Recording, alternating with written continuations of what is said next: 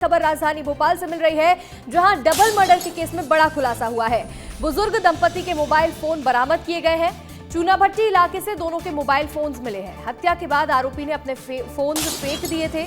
एक व्यक्ति को ये मोबाइल फोन मिले जो कि अब पुलिस को दिए गए हैं। दोनों के मोबाइल अब पुलिस ने बरामद किए हैं। डेटा रिकवर कराने में पुलिस जुट चुकी है। हत्या के दिन ही ये फोन फेंक दिए गए थे। जांच में अहम सबूत के तौर पर ये मोबाइल इस्तेमाल किए जा सकते हैं। राजधानी भोपाल के ओल्ड सुभाष नगर में बुजुर्ग दंपति की हत्या के मामले में पुलिस को अब एक बड़ी कामयाबी मिली है। जांच के दौरान मृतक दंपति के दोनों फोन बरामद किए गए हैं। पुलिस के मुताबिक हत्या के बाद आरोपी ने ये फोन चूनाभट्टी इलाके में फेंक दिए थे, लेकिन ये फोन एक शख्स को मिले जिसने ये पुलिस के हवाले कर दिए हैं। जांच में सामने आया कि मोबाइल का डेटा डिलीट है। अब पुलिस साइबर एक्सपर्ट की मदद से डेटा रिकवर करवाने में जुटी हुई है। माना जा रहा है कि मोबाइल से मिलने वाले डिजिटल सबूत इस डबल मर्डर केस की गुत्थी सुलझाने में बहुत अहम भूमिका निभाएंगे।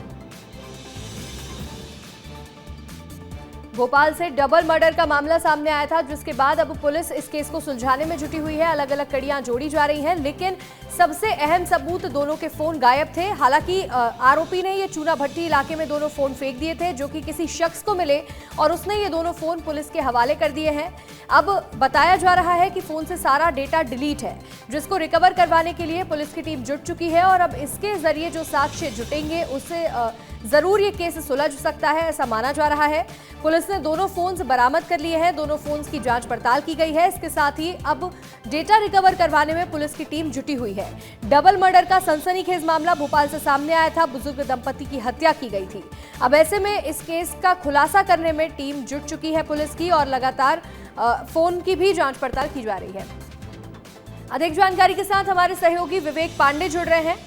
विवेक, अभी पुलिस को 2 मोबाइल फोन मिले हैं। ये दोनों मोबाइल फोन में अगर डेटा रिकवर हो जाता है तो ये कितना अहम साक्ष्य होगा पुलिस के लिए?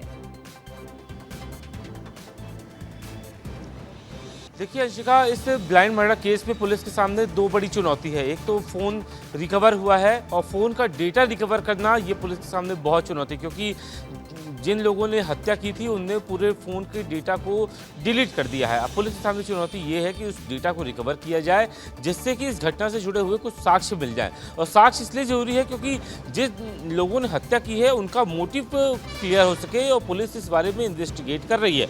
अब हत्या के बाद जब फ़ोन मिले हैं तब इसमें फॉरेंसिक डेटा को भी एनालाइज किया जाएगा कि आखिर जब ये फ़ोन चोरी हुए थे उस वक्त कौन कौन से डेटा थे, किन वजहों से ये डेटा डिलीट किए गए, इस डेटा के पीछे डिलीट करने की वजह क्या थी।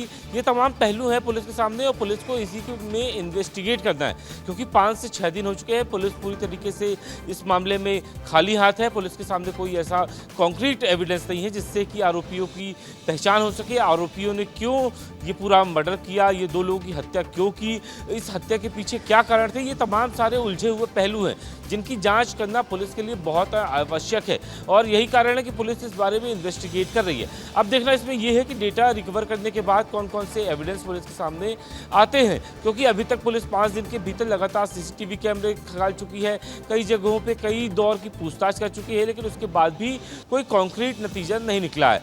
अब इस मामले में डेटा जब तक रिकवर नहीं हो पाता है तब तक पुलिस को कोई और एविडेंस नहीं मिलता है। जब तक डेटा रिकवर नहीं हो पाएगा तब तक पुलिस इस मामले में कोई ठोस कार्रवाई नहीं कर पाएगी, और यही वजह है कि पुलिस को अब इंतजार है कि डेटा रिकवर कर लिया जाए।